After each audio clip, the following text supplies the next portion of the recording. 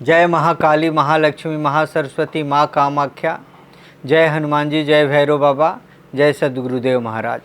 श्रीमद् देवी भागवत महापुराण प्रथम खंड के तृतीय स्कंध में 27वां अध्याय की कथा हम लोग अभी सुनेंगे।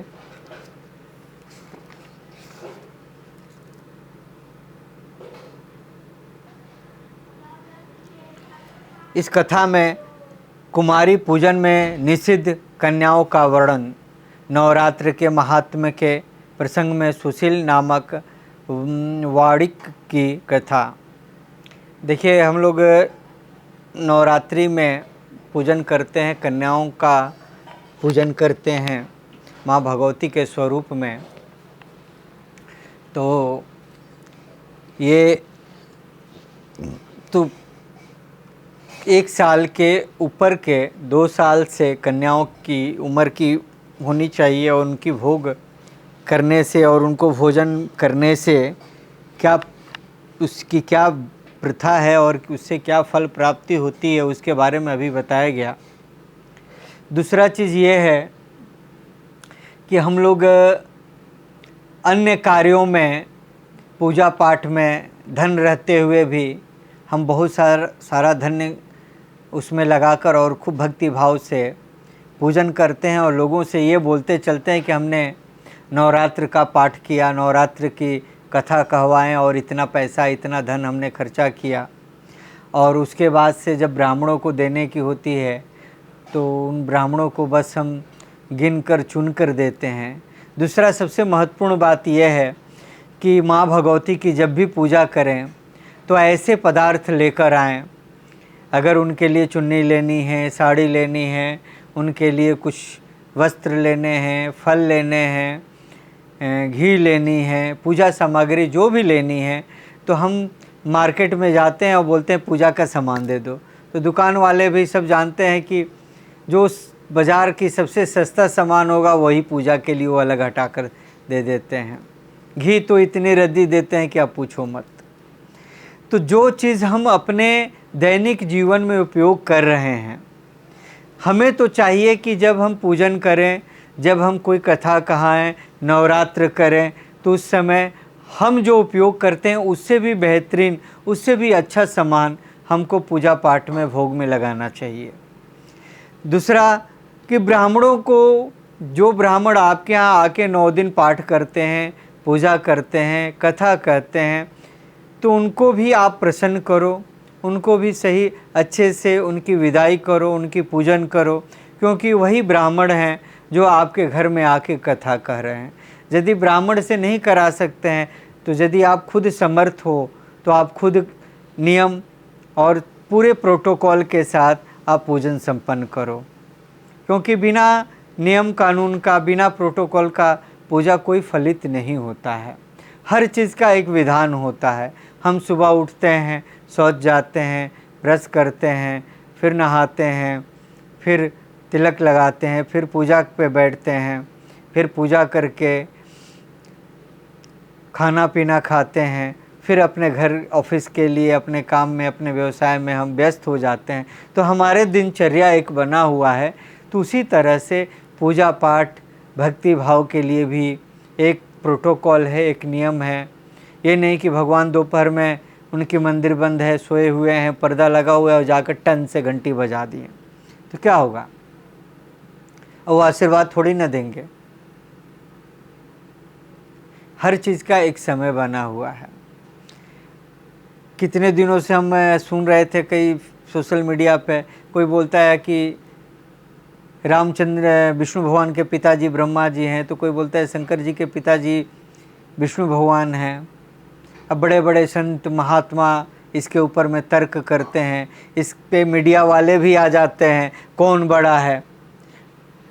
आप किसी को किसी से पूछने की ज़रूरत नहीं है। आप श्रीमद् देवी भागवत महापुराण लोगों को सुनाने के लिए नहीं, अपने सुनने के लिए एक बार आप सुन लें तो आपकी जीवन धन्य हो जाएगी और आपकी साधुता, आपकी भक्ति और आपकी जो तपस्या आपने अपने जीवन में यदि किए हैं तो पूर्ण हो जाएगा। क्योंकि माँ भगवती, माँ पराम्बा आदि शक्ति माँ जगदम्बा, माँ दुर्गे कि बिना सेवन किए, बिना उनकी पूजन किए आप कितने भी बड़े संत क्यों न बन जाएं, अगर माँ भगवती की कथा आप नहीं सुनते हैं, उस कथा के साथ अपने आप को समायोज नहीं करते हैं, तो फिर आपकी पूरे जीवन के संन्यास किए हुए, महात्मा बने हुए, साधु बने हुए, प्रखंड महात्मा बने हुए कोई फ़ायदा नहीं है। ये कंठी माला और तिलक, ये इतना सब कुछ लगा लेने से कुछ नहीं होने वाला है। अब छोटी छोटी बातों में, आज कितने दिनों से हम देख रहे थे, छोटी छोटी बातों के लेकर इतने बड़े बड़े महात्मा जो टीवी में आते हैं, न्यूज़ों में आते हैं, इतनी उसके ऊपर में मीडिया चैनल में डिबेट चल रहा था, कितने दिनों तक चला। एक साधु ऐसा चाहिए जैसा शुभ सुहाए। साधु तो ऐसा चाहिए जो कि शांत रहे, धीर रहे और धर्म के लेकर और अपने देवी देवताओं को लेकर यदि कोई बहस करता है तो हमारे समझ में बुरा ना मानना आप लोग, हमारे समझ से वो कोई महात्मा नहीं है, कोई साधु नहीं है। साधु का मतलब आपकी जो जीवन जन्म लिए धरती पे तो कुछ कारण से लिए हैं। आप अपने घर में भी रह के अगर आप सन्यास ही ग्रहण कर लिए हैं तो उस सन्यास की पूरी परिभाषा को तो कम से कम समझें। अगर आपको समझ में आ जाएगी माँ भगवती, पराम्बा, आदिशक्ति, माँ दुर्गा, माँ कामाख्या की लीला कि वही सर्वत्र हैं, हर जगह वही व्याप्त हैं। उन्होंने ही ब्रह्मा, विष्णु, महेश, महाकाली, महालक्ष्मी, महासरस्वती, ना वो पुरुष भी हैं, वो स्त्री भी हैं, वो कुछ भी नहीं है, सब कुछ हैं, अनंत हैं। वो देवताओं के, भगवान के, ईश्वर के कार्यों को करने के लिए जब वो प्रकट होती हैं तो उस समय वो कालांतर में कहलाती हैं कि वो प्रकट हुई हैं, उत्पन्न हुई हैं और कार्य करके फिर वो अंतर्ध्यान हो जाती हैं। क्योंकि उनको भी पाने के लिए ब्रह्मा, विष्णु, महेश, इंद्र आदि देवता, बड़े बड़े जो ऋषि महर्षि सिद्धाश्रमों में हैं, लाखों लाखों वर्ष से तपस्या करते हैं। लेकिन मनुष्य जीवन ऐसा है कि हम इस जीवन में आके अच्छा भी कर सकते हैं, बुरा भी कर सकते हैं। तो हमें माँ भगवती के शरण में जाना चाहिए, उनके ऊपर में अपने आप को पूरी तरह से समर्पित कर देना चाहिए। आप जो कर्म लेकर आए हो, जो आप अपना प्रारब्ध लेकर आए हो, वो तो होना ही है, लेकिन उसमें आपकी कुछ गलत होना है, कुछ खराब होना है तो उसमें सुधार हो जाएगा और माँ भगवती की कृपा हुई तो आपकी तकदीर ही पूरी बदल जाएगी, ये हम जानते हैं। इसलिए माँ भगवती, पराम्बा, आदिशक्ति माता के श्री चरणों में आप समर्पित हों, कथा को सुने। जय माँ कामाख्या। अब हम 27वां अध्याय की कथा सुनेंगे जिसमें कुमारी पूजन में निषिद्ध कन्याओं का वर्णन और नवरात्र के व्रत के प्रसंग में सुशील नामक वाड़िक की कथा। व्यास जी बोले, हे राजन, जो कन्या किसी अंग से हीन हो, कोढ़ हो अथवा तथा घाव युक्त हो, जिसके शरीर के किसी अंग से दुर्गंध आती हो और जो विशाल कुल में उत्पन्न हुई हो, ऐसी कन्या का पूजन में परित्याग कर देना चाहिए। जन्म से अंधी, तिरछी नज़र से देखने वाली, कानी, कुरूपी, बहुत रोम वाली, रोगी तथा रजस्वला कन्या का पूजन में परित्याग कर देना चाहिए। अत्यंत दुर्लभ समय से पूर्व ही गर्भ से उत्पन्न, विधवा स्त्री से उत्पन्न अथवा तथा कन्या से उत्पन्न, ये सभी कन्याएं पूजा आदि सभी कार्यों में सर्वथा त्याज्य है। रोग से रहित, रूपवान, अंगों वाली, सौंदर्यमयी, व्रण रहित तथा एक वंश में अपने माता पिता से उत्पन्न कन्या की ही विधिवत पूजा करनी चाहिए। समस्त कार्यों की सिद्धि के लिए ब्राह्मण की कन्या, विजय प्राप्ति के लिए राजवंश में उत्पन्न कन्या तथा धन लाभ के लिए वैश्य वंश अथवा शूद्र वंश में उत्पन्न कन्या पूजन के योग्य मानी जाती है।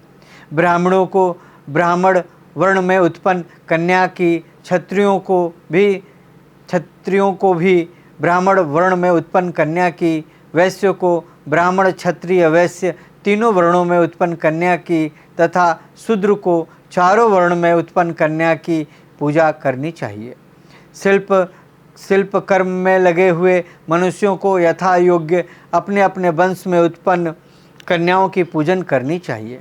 नवरात्र विधि से भक्तिपूर्वक निरंतर पूजा की जानी चाहिए। यदि कोई व्यक्ति नवरात्र पर्यंत प्रतिदिन पूजा करने में असमर्थ है तो उसे अष्टमी तिथि को विशेष रूप से अथवा पूजन करनी चाहिए।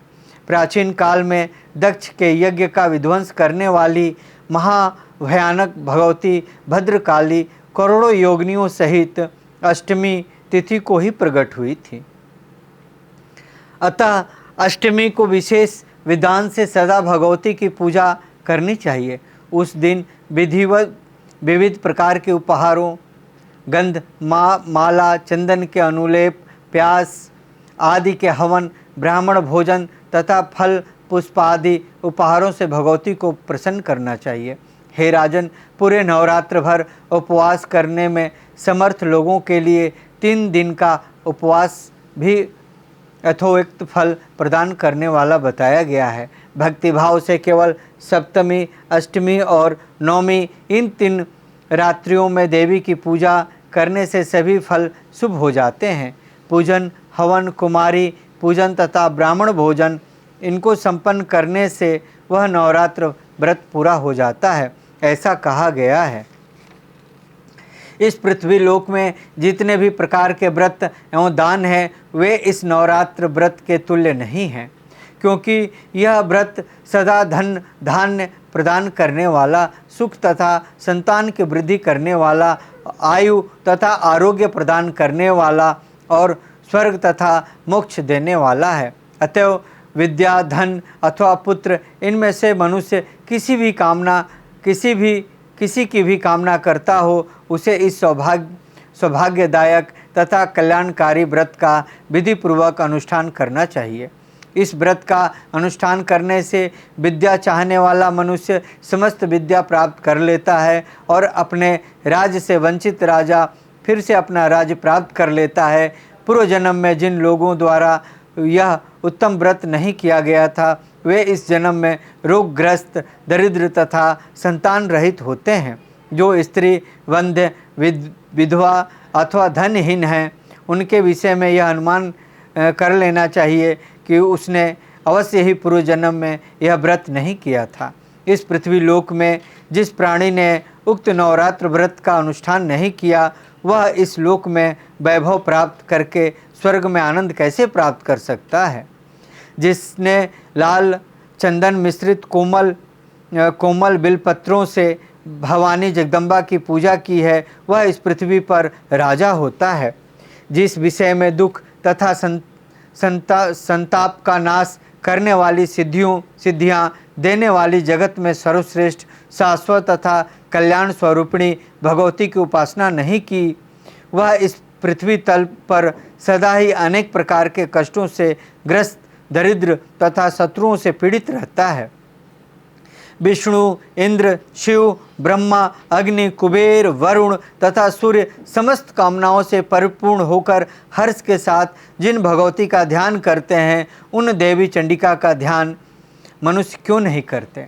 देवगण जिनके स्वाहा नाम मात्र से प्रभाव से तथा पितृगण स्वधा नाम मंत्र से प्रभाव से तृप्त होते हैं, इसलिए महान मुनिजन प्रसन्नतापूर्वक सभी यज्ञों तथा श्राद्ध कर्मों में मंत्रों के साथ स्वाहा एवं स्वधा नामों का उच्चारण करते हैं। जिनकी इच्छा से ब्रह्मा इस विश्व का सृजन करते हैं, भगवान विष्णु अनेक विधि अवतार लेते हैं और शंकर जी जगत को भस्मासक्त करते हैं, उस कल्याणकारिणी भगवती को मनुष्य क्यों नहीं भजता।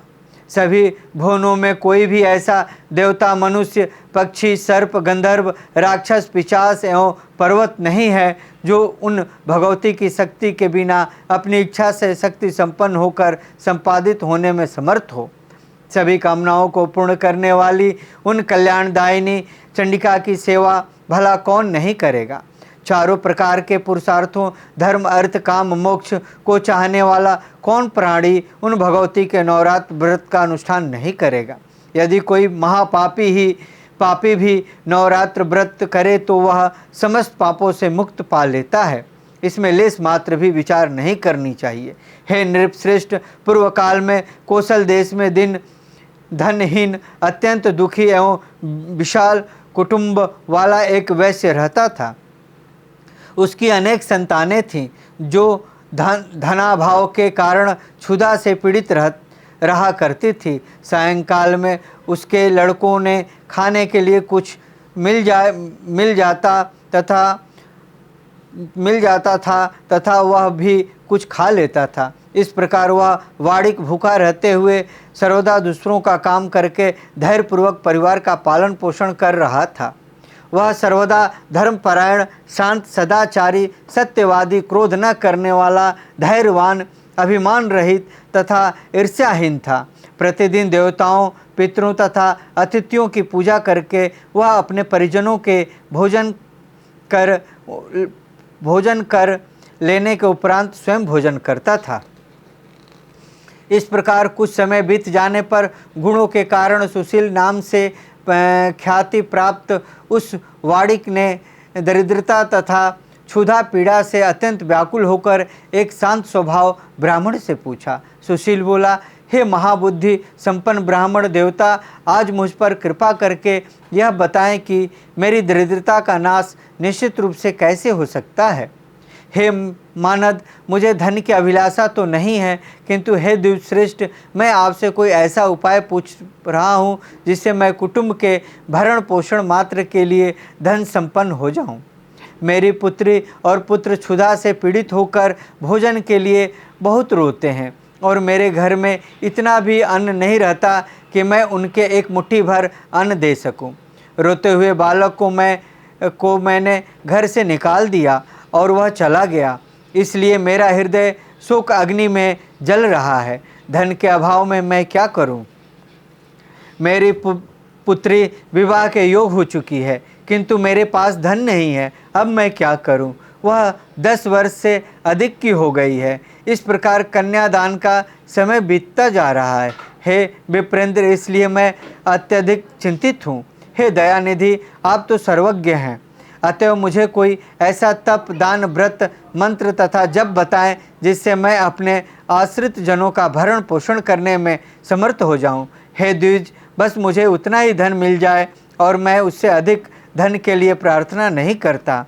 हे महाभाग, आपकी कृपा से मेरा परिवार अवश्य सुखी हो सकता है, अतएव आप अपने ज्ञान बल से भली भांति विचार करके वह उपाय बताएं। व्यास जी बोले, हे नृपश्रेष्ठ, उसके इस प्रकार पूछने पर उत्तम व्रत का पालन करने वाले इस ब्राह्मण ने बड़ी प्रसन्नता पूर्वक उस वैश्य से कहा, हे वैश्य, अब तुम पवित्र नवरात्र व्रत का अनुष्ठान करो। इसमें तुम भगवती की पूजा, हवन, ब्राह्मण भोजन, वेद पाठ, उनके मंत्र का जप और होम आदि यथाशक्ति संपन्न करो। इससे तुम्हारा कार्य अवश्य सिद्ध होगा। हे वैश्य, नवरात्र व्रत इस पवित्र तथा सुखदायक व्रत से बढ़कर इस पृथ्वी तल पर अन्य कोई व्रत नहीं है। यह नवरात्र व्रत सर्वदा ज्ञान तथा मोक्ष को देने वाला, सुख तथा संतान की वृद्धि करने वाला एवं शत्रुओं का पूर्ण रूप से विनाश करने वाला है। राज्य में च्युत तथा सीता के वियोग से अत्यंत दुखित श्री राम ने किष्किंधा पर्वत पर इस व्रत को किया था। सीता जी की विरह अग्नि में अत्यंत संतप्त श्री राम ने उस समय नवरात्र व्रत के विधान से भगवती जगदम्बा की भली भांति पूजा की थी। इसी व्रत के प्रभाव से उन्होंने महासागर पर सेतु की रचना कर महाबली मदोदरीपति रावण, कुंभकर्ण तथा रावण पुत्र मेघनाथ का संहार करके सीता जी को प्राप्त किया। विभीषण को लंका का राजा बनाकर पुनः अयोध्या लौटकर उन्होंने निष्कंटक राज्य प्राप्त किया। हे वैश्वर, इस प्रकार अमित तेज वाले श्री राम जी ने इस नवरात्र व्रत के प्रभाव से पृथ्वी तल पर महान सुख प्राप्त किया। व्यास जी बोले, हे राजन, ब्राह्मण का यह वचन सुनकर उस वैश्य ने उन्हें अपना गुरु मान लिया और उनसे माया बीज नामक उत्तम मंत्र की दीक्षा प्राप्त की। तत्पश्चात आलस्यहीन माँ कामाख्या, जय माँ कामाख्या।